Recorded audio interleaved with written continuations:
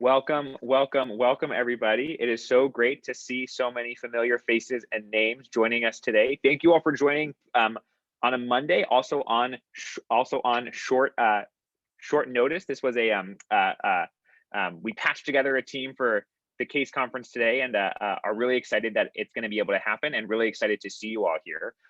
For those of you who I haven't had a chance to meet virtually or in person, my name is Jack. I am one of the CP Solvers team members, and am thrilled to be here to get to facilitate a case today.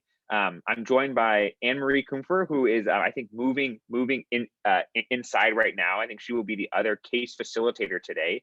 And we have a very exciting reflection on a component of yesterday's case from student VMR that Kirtan is going to share with us. And before I turn the mic over to Kirtan, I would love if we could have our usual 3 volunteers join up in the chat. We need somebody who is going to help with presenting a case. So if you have a case that you would like to present, please do volunteer. And then, as always, we are looking for 2 volunteers to step into the lukewarm seat with Anne-Marie and I to get to discuss this case.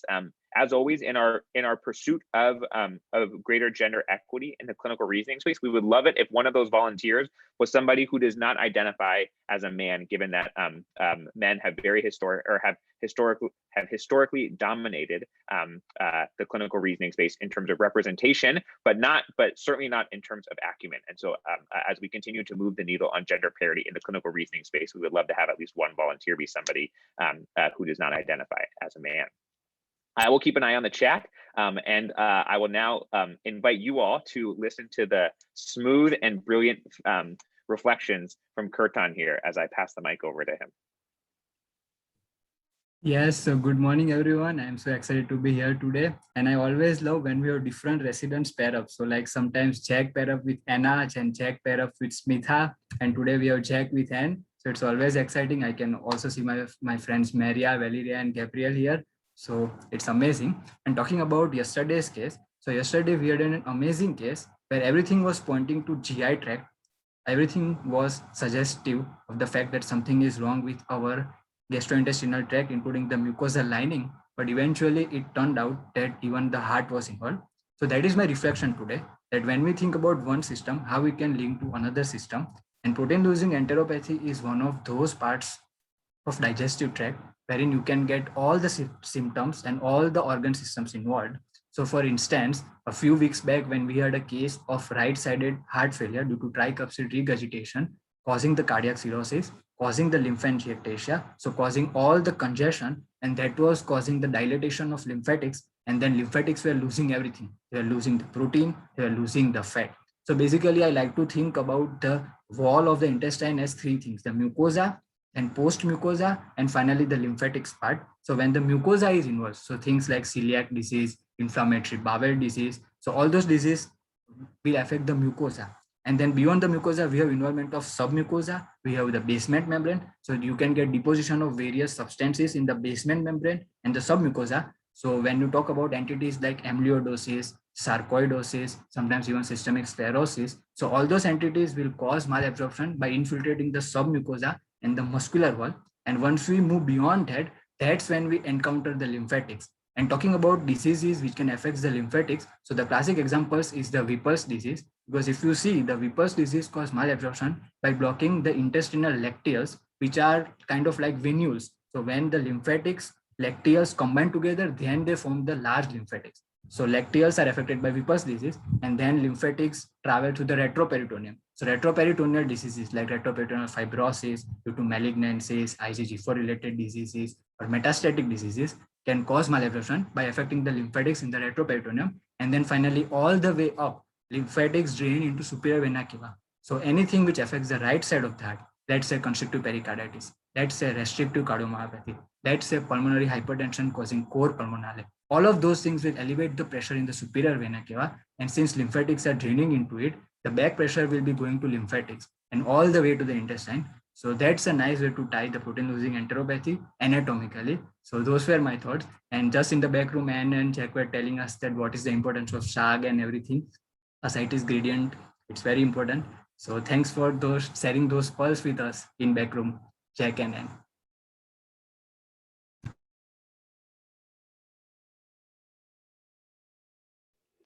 Kirtan, you are getting very, very well-deserved praise in the chat for an absolutely phenomenal. I would say some of my the teaching sessions that I admire the most is when somebody can drill in onto a very, very specific topic and then also connect that more broadly to pathophysiology across disease states. And I think you just did that flawlessly there. So thank you so much for that. I am delighted to say that we have two volunteers to discuss the case, and would love it if we also could have somebody who is interested in presenting a case. If we don't have anybody who has a case, I believe I'm looking at you, Maria. Do we have any backup cases available for us today, or we're not sure? That's okay. We can always check. Let me check. I'll check. If we don't, that would be even better, because we can push somebody to present a case. I see some familiar names from the San Francisco VA on this meeting, and I know for a fact that there have been some fantastic cases across the VA over the last week or so. So I'm not going to name any names because I don't want to put anybody on the spot like that, but I do have a hunch that there are great cases out there. But maybe while we are waiting for a case, maybe I can turn it over to you, Api, to introduce yourself this morning and say hello. Hi, my name is Abby. I'm currently a second-year resident at Mount Auburn Hospital. I'm just becoming the second-year resident this week. Glad to be here. A heartfelt congratulations on finishing intern year. That is a huge, huge milestone. How are you feeling? Actually, I'm still not confident to become a second-year resident, but yeah, we'll see. I'll say that is a very appropriate and I think important space to be in, there's so much richness that comes from making that transition. I similarly was terrified to be a second-year resident, probably until I became a third-year resident, and then I was terrified to be a third-year resident. So I don't think that the discomfort ever goes away. And I will say it was that transition from intern to second-year resident has been my favorite part of medical training so far. So I'm very excited for you to get to step into this. Pariniti, can we turn it over to you to introduce yourself to the group today? Hi everyone, I'm Pariniti. I'm from India. I live in Gurgaon, which is a city really close to New Delhi. And I have just entered my final year, that is the 4th year. And I'm really excited to be here. This is my second time actually. Last time I had discussed the neuro, it was a neuro VMR where I discussed. So yeah, let's see what we have in store today. Awesome. Thank you so much for being here. We are thrilled to have you back. I will be curious to hear reflections on discussing a neurology case versus more of a general medicine case. Are you a neurology inclined person or more of a general medicine person? Not at all. Like I'm inclined towards, although I'd say I'm inclined towards gynecology a bit, but I like to discuss medicine cases. You know, it's the thing that connects everything. So yeah, that's why. Awesome. Well, thank you so much for being here today.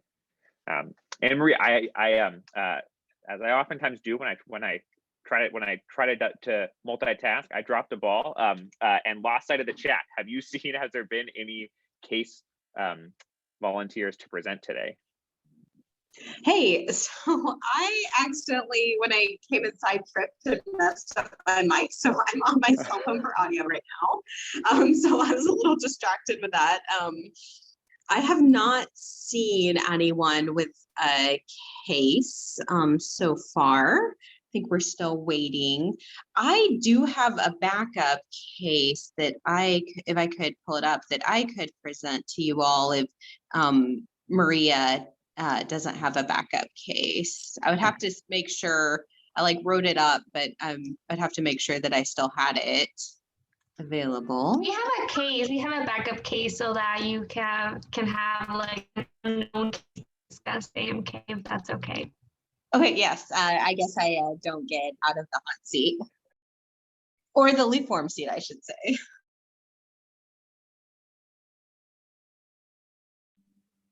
Okay, awesome. Are we ready to get started then? Paranitha, do you want to team up together and maybe we can discuss the first aliquot? Yeah, sure. I don't mind. Sounds great. Okay, sounds perfect. So we have a 57-year-old man with inability to walk. His past medical, no, his history of present illness is a 3-week history of progressive inability to walk. He initially felt weak in the lower legs and then progressed to involve the entirety of both legs. He has tingling in both legs that now extend up to the umbilicus, and he has been having urinary incontinence for the past week. And that's the first aliquot. All right. Well, you came for a non-neurology case, and I would say we are starting off failing you in that regard. Paranitha, yeah, would love to hear some of your initial thoughts here on this information we just got. Yeah, so Maria said that he has inability to walk, which started from the lower limbs. And if I got it right, it's sort of, I'd say, ascending upwards. And we also see some sensory involvement because the tingling and numbness points me towards sensory involvement. And also we see some bladder dysfunction. There is incontinence of the bladder. So something that is involving the motor, sensory, and the autonomic system altogether, I'd say, is the spinal cord. So the age of the patient is he's 57 years old. So the things that come to my mind, I think essentially Guillain-Barré syndrome, GPS, is although yeah, it can be seen in all cases. So I'll be keeping that up my list because like a lot of infectious etiologies can basically cause it, and other spinal cord like Corda-Equina syndrome. And since like it's a subacute history of 3 weeks, there could be maybe some small growing mass in the spinal cord. We can also think about subacute combined degeneration, which is fairly common due to vitamin D deficiency. And yeah, these are my starting thoughts on this case. I think that was a fantastic analysis. And I am just going to double click on a couple pieces of information that you highlighted there, because I think you have astutely teased out what is the crux of this aliquot, which is that we have a basically the clinical syndrome that we have here seems to be ascending weakness and paresthesias, but we have that in the background of this finding of urinary incontinence, right? And so if we just talk briefly and take the urinary incontinence out of the picture, right, we are dealing with something that potentially has a signature of a progressive neuropathy, right, in terms of there being both sensory findings as well as potentially motor findings in terms of the progressive inability to walk. And so if we think about a neuropathic process, we can think about demyelinating diseases that you mentioned, like Guillain-Barré syndrome, as well as potentially axonal injuries, which can come from a number of things like toxins, for example. And there is a very, very long list that I won't go into at this point. But then we have this sort of curveball that came in here with the urinary incontinence. If we think about progressive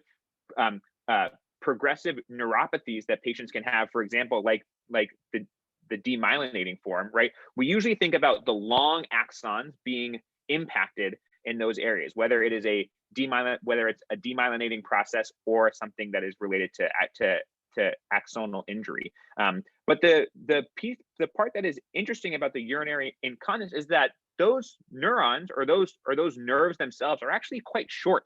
And so oftentimes they are not significantly impacted by a demyelinating process or a neuropathy until much later on. And so I think that you did a brilliant job of thinking about bringing the spinal cord into the fold here in that way, because if we think about the sacral nerves that come off of the spinal cord that then innervate the bladder and the bowel, right, it is usually a myelopathy where we start to see bladder incontinence. So we have features here that could be suggestive of a myelopathy, the bilateral lower extremity weakness, and the urinary and bladder incontinence. And then the other key finding that we can think about looking for on exam here to diagnose a myelopathy would be something like a sensory level, right? If there is a clear mark or a clear change. So those 3 features where we might see symmetric lower extremity weakness, a sensory level and bowel or bladder incontinence or bowel and bladder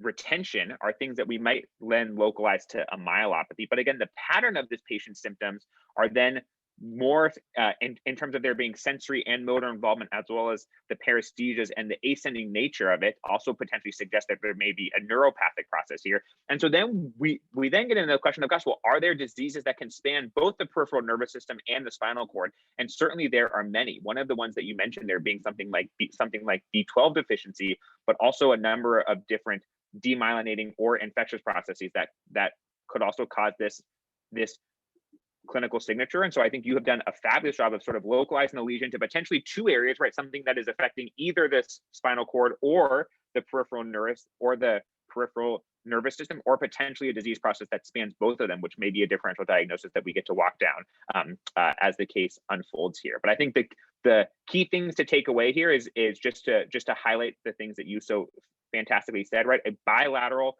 progressive lower extremity weakness makes us think about, is this localizing to the nervous system, whether it's the peripheral or the central nervous system? The ascending nature may suggest that there is a peripheral process, like a demyelinating lesion, but then the urinary incontinence here is what helps us then bring the spinal cord back into the fold, as that being one of the three defining features of a myelopathy, again, being bilateral motor and or sensory involvement, the sensory level that we might see on exam, as well as the urinary or bowel problems here. So I will turn it back over to get us some more information in the case here. But I think that was an absolutely fantastic setup for us to keep going through the rest of the. Okay, that was amazing. And we do have a very interesting past medical history. The patient has chronic hepatitis C and is not on treatment. He also has hypertension, post-traumatic stress disorder, and he recalls having an acute gastroenteritis prior to the onset of neurological changes. For medications, he is on clonazepam, metoprolol, sertraline, cyclobenzaprine, and tramadol. He takes daily laxatives, which he started for the past 2 to 3 weeks due to new onset constipation.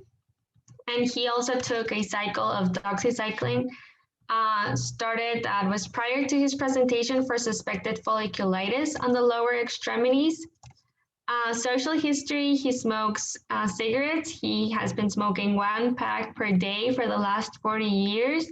He also drinks 4 to 6 beers daily and is currently unemployed. That's the next aliquot.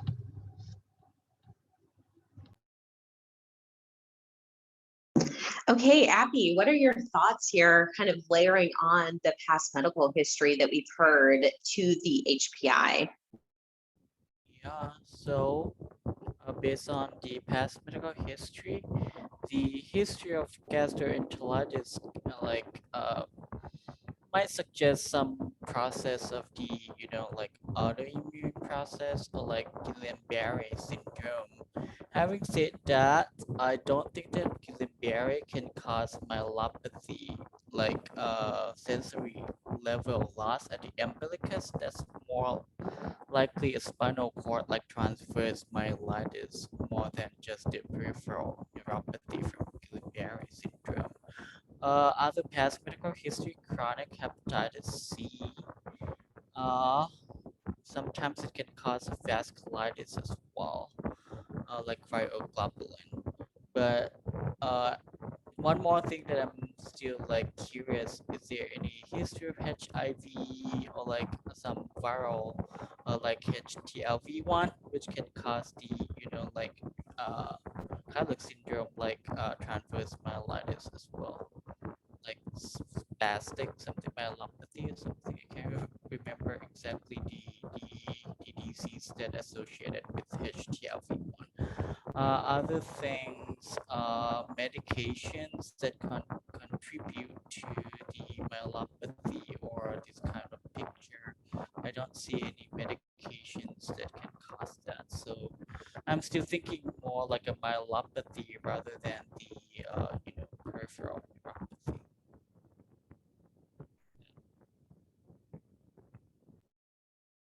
Awesome. Those were some great thoughts.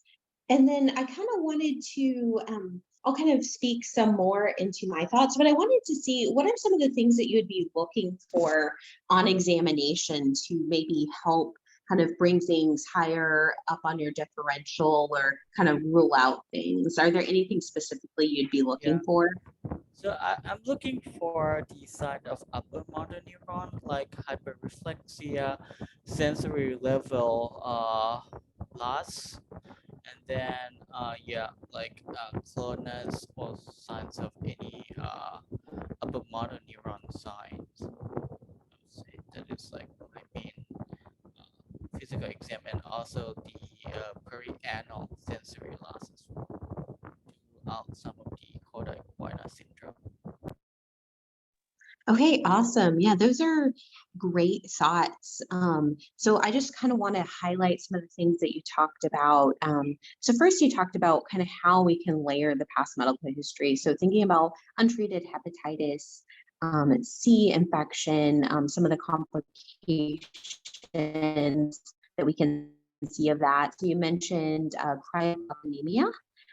So kind of thinking about that, we could look for bruising and weakness of the extremities as well as vasculitic lesions, because we know that you know, a lot of patients with cryoglobulinemia will have kind of bruising, especially on and vasculitic lesions on the extremities. And you also mentioned other vasculitis, like polyarteritis nodosum, other things that could be associated. So we're kind of thinking about, could this be a complication of disease? And then you also mentioned with the gastroenteritis that we have to be thinking about Guillain-Barré.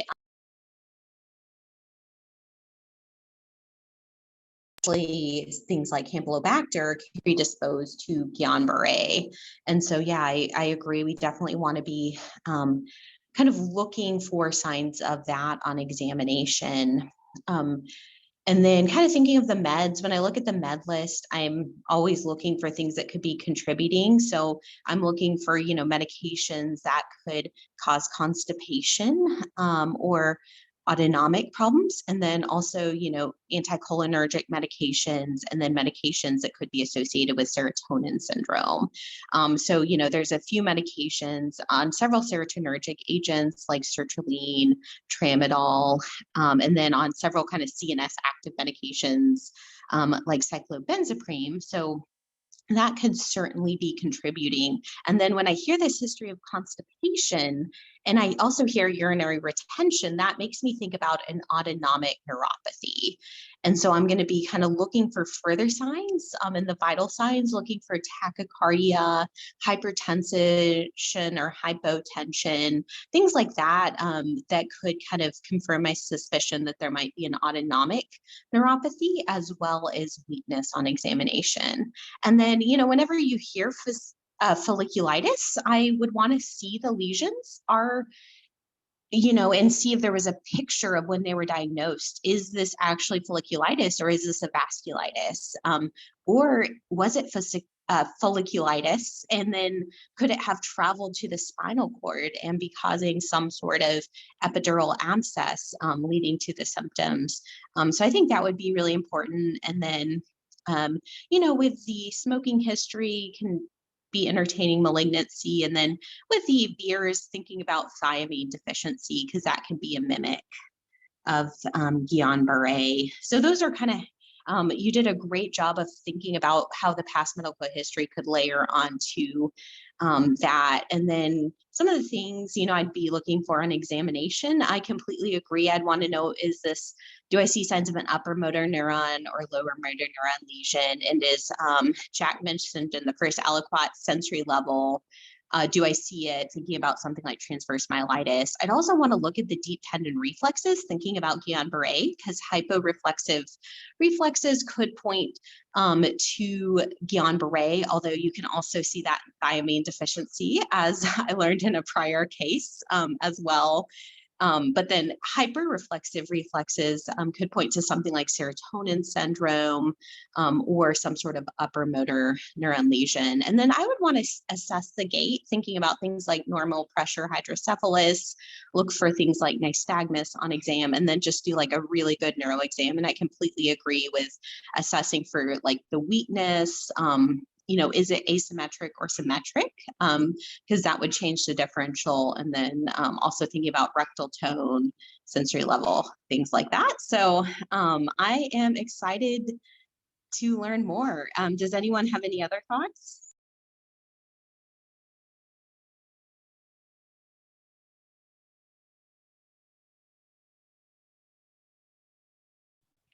Sounds great. I'll try to give you as much as I can with the physical exam.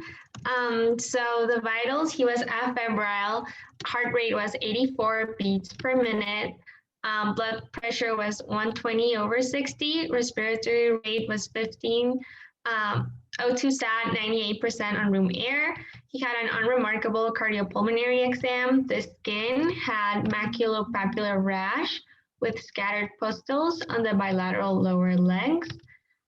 The neuro exam, he was alert and oriented in all three spheres.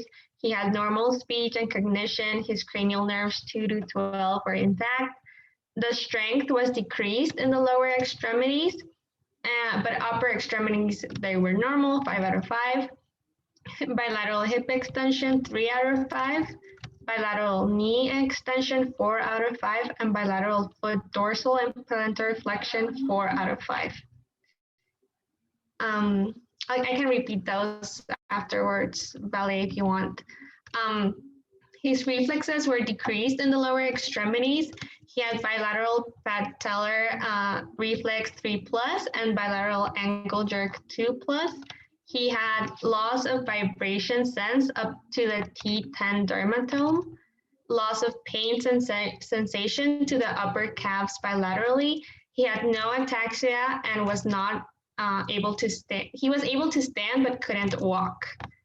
And that was it. And I do not have rectal tone or things like that. I'm sorry. Okay.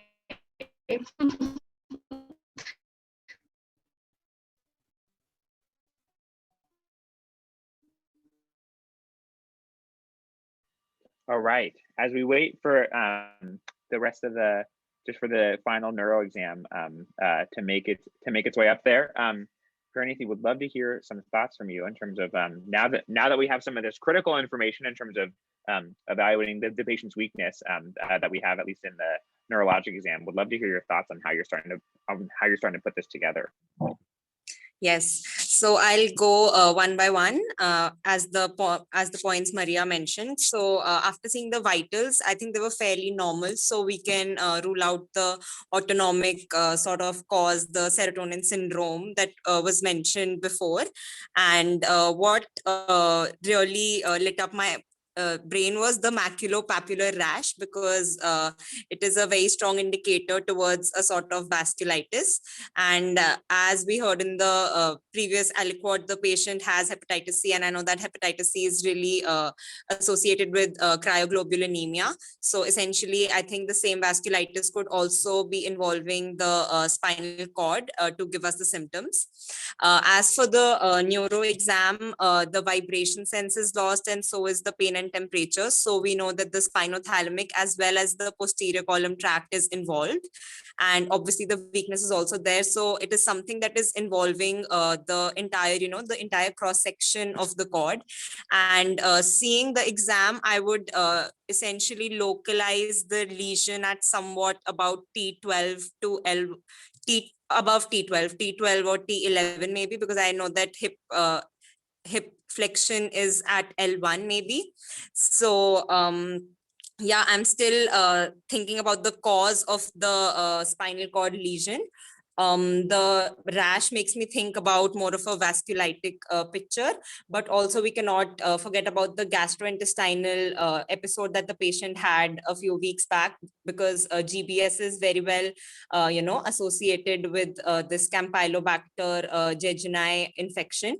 And although I could not see any cranial nerve involvement in the patient, that would lower down GBS on my list a bit, because I know that it's about 50 to 60%. We can see some facial nerve involvement in it.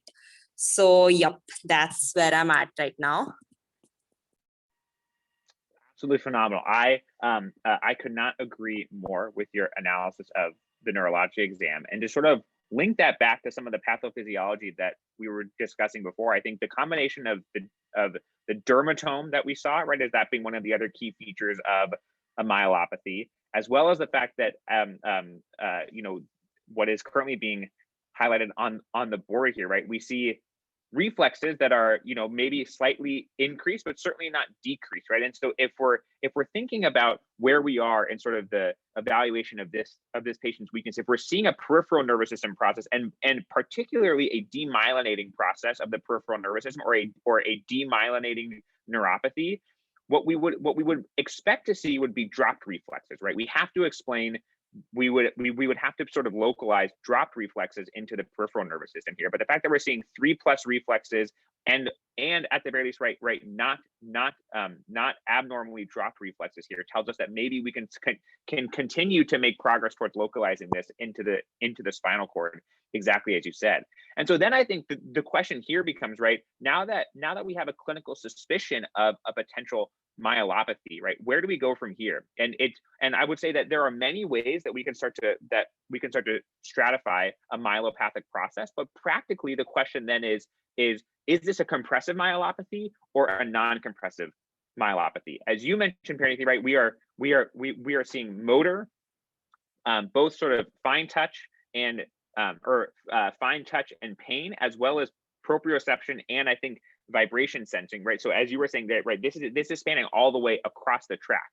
And so the question is there something compressing that is damaging the entire cord, or are we dealing with a non-compressive process, oftentimes which is a inflammatory disease or a vascular disease, as you picked up with this rash here? I will say I always have a hard time trying to make a lot of progress on a rash while just seeing the warts without actually seeing the rash itself. And so to be honest, I am not sure how to necessarily bring the rash into the fold here, with the center of gravity of the case being so heavily in terms of localizing us into the spinal cord, right? So we can use an MRI here to say, gosh, is there either a mass, an abscess, or a musculoskeletal abnormality that's leading to cord compression here?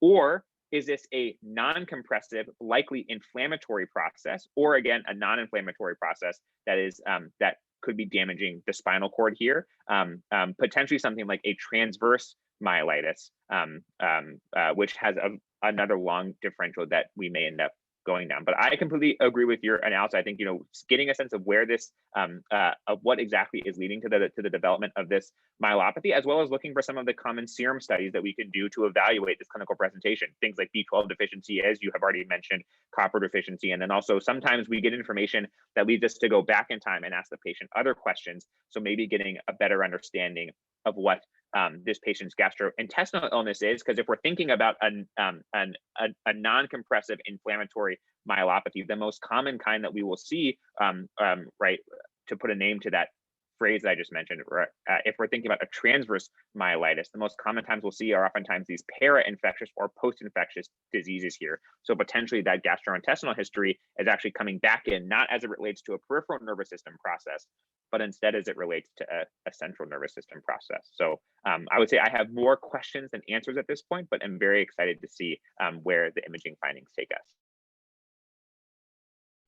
That sounds great. I'll give you labs and CSF, and then I think I can make a pause, and then I will give you the images that will reveal the diagnosis.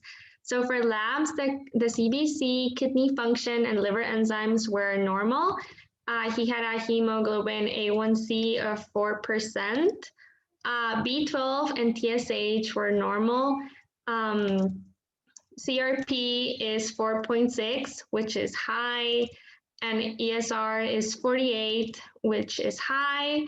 HSV, CMV, EBV, syphilis, and HIV serologists are all negative. He has hepatitis C antibody positive. He has cryoglobulin positive as well. And they did a CSF which had an opening pressure of 16 centimeters of water, which is normal, protein 124, which is high, white blood cells 4, red blood cells 0, and negative gram stain, cytology with no malignant cells. The myelin basic protein is 10.3 nanograms per deciliter, which is high, and there are no unpaired CSF oligoclonal bands. And I think I'll stop here.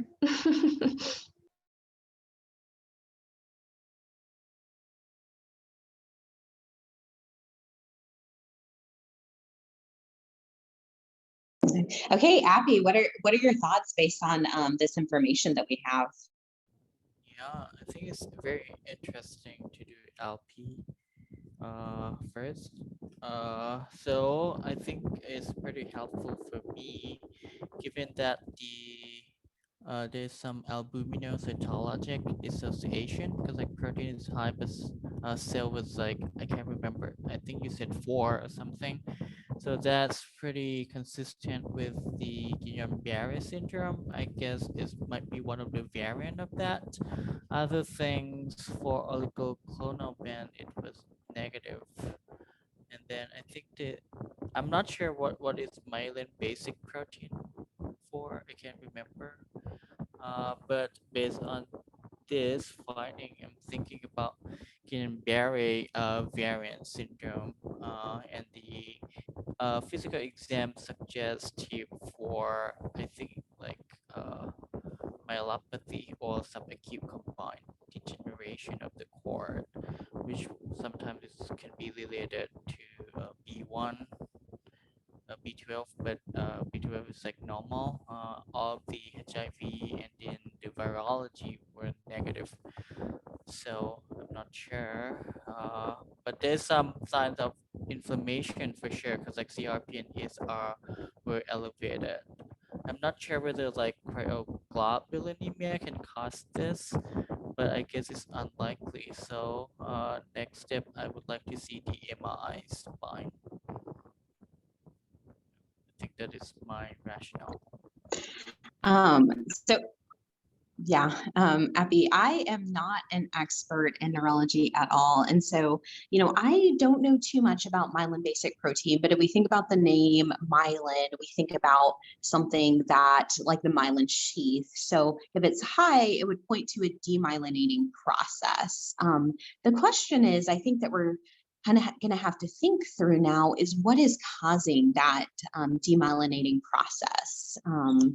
So kind of based on the information we have, we know there's some inflammation there, and that we know that the cryoglobulinemia is positive, and some of the other things like HIV, syphilis, other things are negative. So, there's increased protein, but we don't see a lot of oligoclonal bands. And so I'm wondering if kind of some of the protein there is actually due to like the demyelinating process and maybe like a vasculitic process. So kind of this would be something I talk to the neurologist about and get further imaging specifically of, the thoracic spinal cord is what I'm thinking of to try to say, like, is there demyelination of the thoracic spinal cord leading to a transverse myelitis? And then kind of some of the initial studies like hemoglobin A1C and everything else has been negative except the hepatitis C. So kind of my hypothesis would be that this is a transverse myelitis of the thoracic spinal cord due to a cryoglobulinemic vasculitis. But all that being said is I'm really not sure. This is not my area of expertise, and I would be closely talking to the neurologist about these findings. And some of the other things I might be thinking about are complement levels being low, because that could support the cryoglobulinemia as well. So I don't know if anyone else has any other thoughts, because this is, again, not something I know a lot about.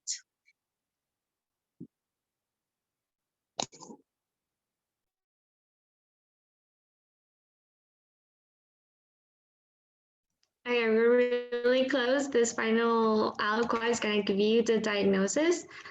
So they did do an MRI of the brain and the cervical to lumbar spine, they did see a left posterior epidural mass measuring 6.5 millimeters at T7 to T1, resulting in advanced stenosis of the central canal, complete effacement of the thecal sac, and deformation of the cord. And they also saw mixed hyperintense and hypointense signal on T2 imaging at C7 to T1. And then there's something that's called possible blooming artifact, which I'm not sure what that is. So yeah, I don't know if you want to take a guess to the final diagnosis. I'd like to say that I'm a little surprised on the epidural mass because it essentially points towards an extramedullary pathology, and nowhere in the history have we come across about like signs of extramedullary pathology. Like there is main thing is there is a lot of pain and there is vertebral tenderness, I think, and there is also root pain, but that really surprised me. But again, the hyperintensity or the hypointensity from C7 to T1, I think that we'll think about demyelination over there. I don't know, I'm really guessing that. So yeah, maybe everyone will be able to guide me. I am similarly perplexed in terms of, I think if we think about what a mass can be, particularly in the epidural area, there's oftentimes a malignancy, an infection, or an inflammatory mass, very, very uncommonly, but certainly something that we can see. But I agree with you, the tempo of this illness compared to the tempo of the mass developing, I think is a little bit atypical. If we think about, the one thing that can develop quickly, or I should say the one mass-like process that can develop quite quickly over a period of time like this is an infection. In this case would likely be something like an epidural fluid collection or an epidural abscess. But then if we look at the patient's general clinical presentation here, right, we see a sort of a paucity of systemic inflammatory symptoms. We don't see any fevers. We don't hear about any focal back pain, which doesn't have to be present in the setting of an epidural fluid collection, but certainly helps to support the diagnosis. And then in terms of the labs as well, we see no real predominance of an inflammatory signature on the labs, including, right, the fact that the ESR is high, but the CRP is maybe just slightly elevated as well. So I think these are sort of difficult findings to understand here. And then I think the other thing that I'm grappling with is, is this hyperintensity on T2 that we're seeing in the cervical and thoracic cord, is this a consequence of the mass or simply a bystander? And this is actually the focus of the case, and the mass itself is an incidental finding. I will say, I think in reality, we have to treat a mass that is compressing the spinal cord very, very seriously. And so I would say that, until proven otherwise, we now have a mass causing a abnormality in the patient's spinal cord, which I think could certainly, right, explain all of the clinical symptoms that the patient is presenting with. But I think now, right, the sort of center of gravity of the case originally focused on what is the etiology of this patient's neurologic symptoms, and between the history with the urinary incontinence, the exam findings of the sensory level, we ended up sort of localizing it into the spinal cord. And now within the spinal cord, we're asking ourselves, gosh, well, what could this mass be? And I think we have to prioritize infection here, and then sort of below that would be the malignant diseases or the autoimmune diseases. And so, the next steps there is oftentimes trying to take fluid, whether that is going to be from an open, or I should say, trying to take a sample of the mass, whether it's from an open procedure with neurosurgery, or potentially with our colleagues in interventional radiology to see if they can get a biopsy of that specimen. I think we have sort of at least things starting to coalesce together that suggest that this is the underlying process here. And just to sort of go back to the exam real quick, just to make one last teaching point on this, I think, oftentimes we sort of say that patients who are hyporeflexic have a peripheral nervous system process, and patients who are hyperreflexic have a myelopathic process. And I would say that is a helpful rule, but I think this case is a nice example of, in the absence of profound hyperreflexia, we are still seeing a myelopathic process. And the reason for that is that there is basically a part of the peripheral nervous system that exists within the spinal cord itself, and that is the anterior horn the dorsal horn, but if we're thinking specifically about reflexes, the anterior horn. And so the anterior horn sits within the spinal cord. And so if you have a myelopathic process that is hitting the anterior horn, you can get things like dropped reflexes, or even something to the degree of flaccid paralysis here. And so just to highlight here, right, that in this case, if there is that, I made a mistake in thinking about the exam before, we see that this patient actually is hyporeflexic. And just to name that, a hyporeflexic patient can still have a spinal cord process due to the involvement of the anterior horn of the spinal cord. And the disease corollary that we see here would be something like acute flaccid myelitis, which can oftentimes involve the anterior horns, and those people will present with acute flaccid paralysis. And so I guess the learning point to download is that there was a number of symptoms that suggested a myelopathy here. Potentially the patient's reflexes were discordant with that, but if we remember that the anterior horn can be affected in a myelopathic process, then that can account for the absence of increased reflexes in a myelopathic process. But to go back to sort of where the actual case is now centering here, I think, I will be honest, I do not have a good sense of what this mass could be beyond the different disease categories that we mentioned. And if we're thinking about the tempo of this, I think, certainly a common pyogenic bacterial infection could be doing it, or one of the more indolent or atypical causes like a mycobacterial infection or a fungal infection. But yeah, I'm very curious to see where this ends up going and what the final diagnosis ends up being, because I agree with you, Pariniti. The mass here is very much a curveball, and sort of where I was anticipating that this case might go. That was fantastic. And yeah, I think it was like a really weird ending point for the case, but I'll give you a little bit of the case resolution. So the patient was treated with high doses of IV steroids, and he had a significant improvement of all of his neurological symptoms. He was discharged to a rehab facility on a prednisone taper after 3 days of inpatient treatment. He was subsequently discharged. He started walking independently with a walker, with frequent outpatient physical therapy and neurology follow-up. So the epidural mass was thought to be an incidental finding, as patient's clinical presentation was more consistent with transfer myelitis. Specifically, hepatitis C transverse myelitis. So what is transverse myelitis? Is an acquired spinal cord disorder characterized by acute or subacute weakness, loss of sensation, and autonomic dysfunction occurring below the level of the lesion. It is an inflammatory condition, typically immune-mediated, with diverse underlying causes, including para or post-infectious paraneoplastic, drug toxin-induced systemic autoimmune disorder, and acquired demyelinating diseases. It tends to be monophasic, steroid responsive. However, in the patient who has hepatitis C, which is the most common viral hepatitis associated with transverse myelitis, it tends to be recurrent as opposed to monophasic. And in this case, the presence of cryoglobulinemia suggests active hepatitis C and an elevated myelin basic protein, which we covered it. API is actually just a myelin protein, so you can see it in any type of demyelinating disorders. It's not specific, so it would be positive for MS, for example. It would be positive for GBS. It would be positive in transverse myelitis, as it's in this case.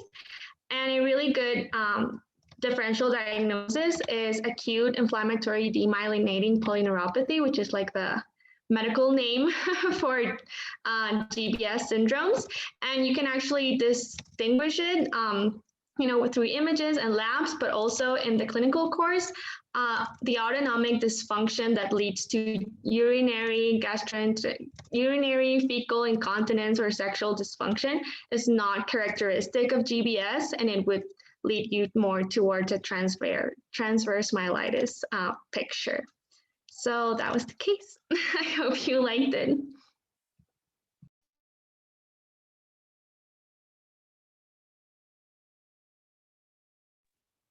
Wow, what a fantastic case and a brilliant discussion. I would say one of my favorite things in these types of cases is how oftentimes there is so much that we can pick up on the journey to a final diagnosis. And I would say this is a case that I'm going to have to go back and review to start to try to put the pieces together. And there was so much rich learning along the way in terms of thinking about where we started with trying to decide a neuropathy versus a myelopathy, getting to the exam and then to the imaging findings, then having this curveball to go in a different direction with the math, but ultimately come back to where the clinical suspicion was that potentially we were dealing with an acute inflammatory myelopathic process like a transverse myelitis here. And I would say it is new information for me that hepatitis C and cryos can be associated with TM. And so I think, if we think about sort of the ways in which our knowledge structures can grow, both a diagnostic schema for myelopathy has grown here, as well as an illness script for the neurologic complications of hepatitis C. So an absolutely fantastic case, and would love to turn it over to you, Paranithi, or Api, for any sort of reflections on getting to step into the lukewarm seat or on the case as a whole. The only thing not the only thing, but the main thing that I took away from this case, although I had read it, that how to differentiate acute transverse myelitis from GBS, was the autonomic, that is the bladder symptoms are more marked in transverse myelitis, and they're sort of transiently present in GBS, although I had read it, but it didn't come to my mind when I was discussing this case. So this case is going to make me, remember this, and obviously maybe in future, I will not repeat that mistake.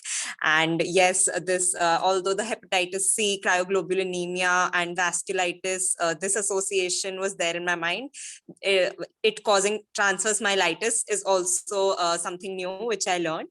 So yes, as always, I'm really grateful to the CP Solver family for this great case and great learning that I had today. Over to Appy, I think. Yeah, one main thing that I would like to take away is to consolidate the finding from the imaging to the clinical picture as well. So when I look at the finding of the imaging, one thing that I'm surprised is that even though there's like a stenosis compressing C7 to T1, but there is no symptoms in the upper extremities at all. So that is why I would like to take away that we have to, link between the finding and the clinical picture.